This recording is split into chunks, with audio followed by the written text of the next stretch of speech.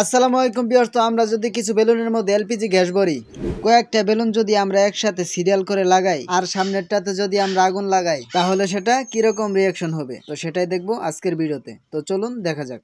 আর এখন আমরা এক এক করে সমস্ত বেলুনে গ্যাস ভরে নিব। ফাইনালি আমরা অনেকগুলো বেলুনে গ্যাস ভরে নিয়েছি, আর এখন এগুলো এক এক করে এর ভিতরে লাগাবো।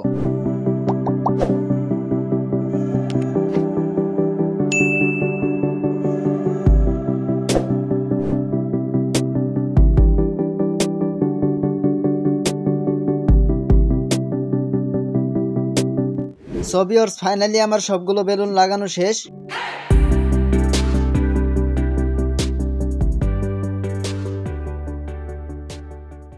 আর এখন আগুন দিব, দেখি কি রিয়াকশন হয়।